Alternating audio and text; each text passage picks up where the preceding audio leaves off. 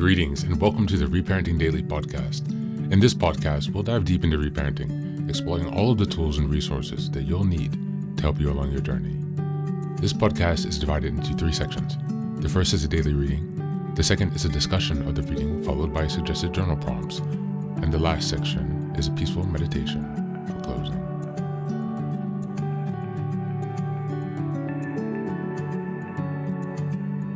Good morning, good afternoon, and good evening from whenever and wherever you're joining us. I'm so glad that you've joined us today on this journey of self-expansion and growth.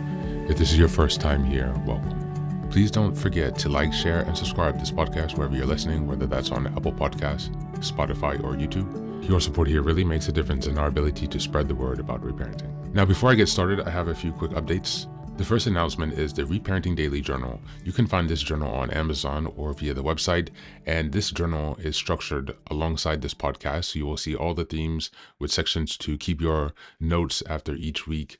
You can enter goals and things like that. So if you would like to have a more engaging experience with this Reparenting Daily podcast, go ahead and check out the journal. The second announcement is for my collection of books, Fairy Tales for Reparenting Daily.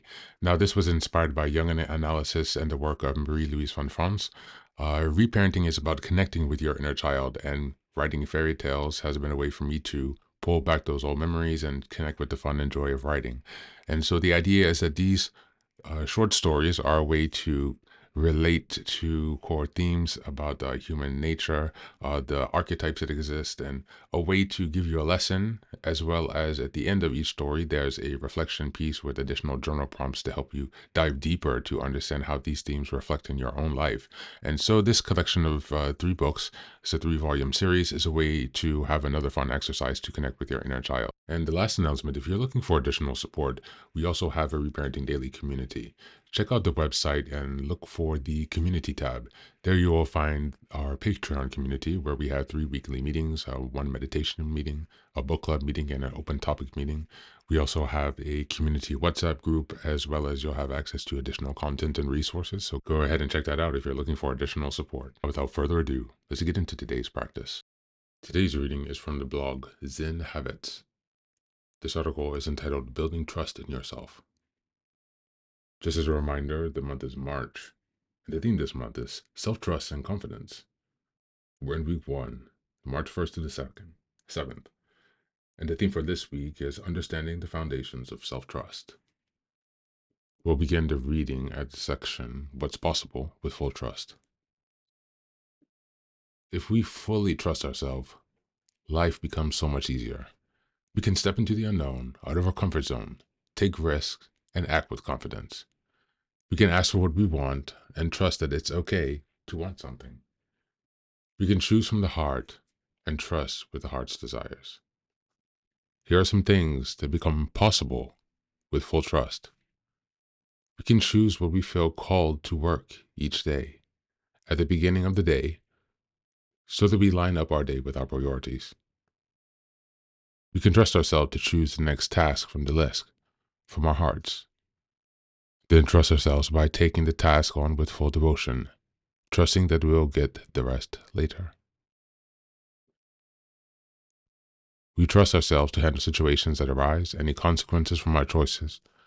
If someone is upset or disappointed with us, we trust ourselves to deal with that.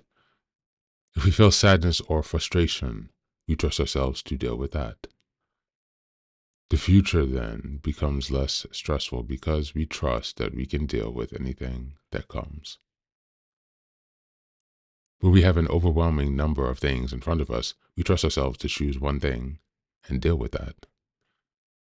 We trust ourselves to fully take on difficult things like exercises, difficult tasks, difficult conversations, meditation, and more, because we know we can be whatever stress there is. We can be with whatever stress there is. We begin to create a life of impact because we are taking on things that are impactful and important. We create a life where we are taking care of ourselves because we're trusting that it's okay that we can take care of ourselves. We create the ability to have difficult conversations because we trust ourselves in those conversations. Our relationships get better and we're less stressed by whatever the other person is doing. That's just a start. More trust leads us to being able to fully be ourselves, and our lives become more alive and relaxed, more joyous, and more effortless. How to develop trust in ourselves. So, how do we develop that kind of trust in ourselves? With intentional practice. Pick one area where you aren't trusting yourself and set an intention to practice. Procrastination, for example. Take on one task at a time. Trust yourself to take on that task, even 2 minutes. You don't have to finish it, just start. With practice, you'll go longer, up to 30 minutes. That's enough for this practice. Overwhelm. Make a list of tasks, practice choosing one, and taking it one. Trust yourself to deal with the rest later, and practice just taking that one task at a time. Difficult conversations. Make a list of difficult conversations you've been putting off. Practice trust by reaching out to the easiest one on the list and asking for a few minutes, in person or over the phone. Don't rehearse the convo. Don't let yourself overthink. Just show up and practice talking with this person, trusting yourself to navigate without overthinking. Practice trusting being mindfully and allied with your emotions as they come up for you and for them. Repeat this for the rest of the day. These are where I would start. Develop a practice of trust is a lifelong one. Beyond this, I would suggest you get some support. Thank you, and that's the reading for today.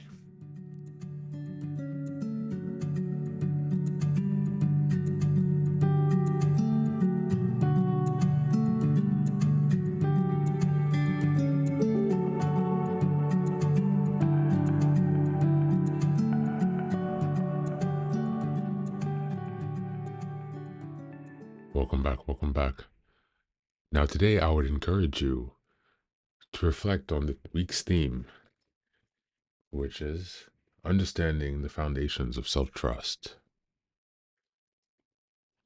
And reflect on that in light of this lecture by Alan Watts. Reflect and journal, perhaps even, on how this sense of unity can help you in your journey to establish or strengthen your sense of self-trust.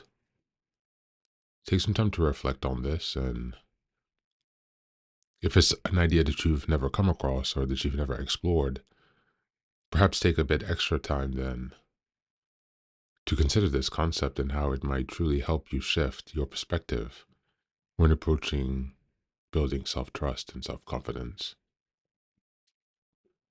That's it for today. As always, thanks for being here. Take care of yourself and do be well.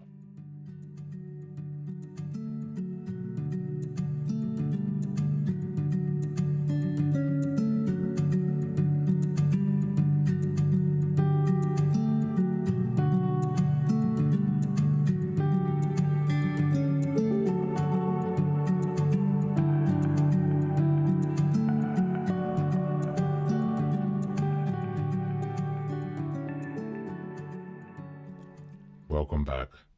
Now, this is the third and final section of the daily podcast.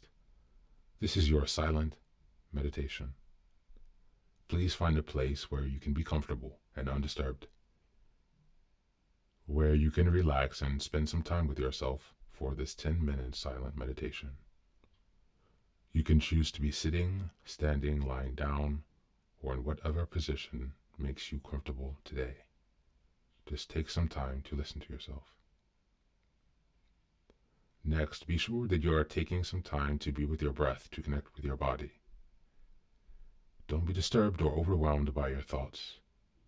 Simply allow them to pass. Just observe them. Do not engage with your thoughts. Only be mindful of them passing, as if they are drifting down a river. Use this time to connect with yourself. Whatever time of day you are listening to this, Namaste.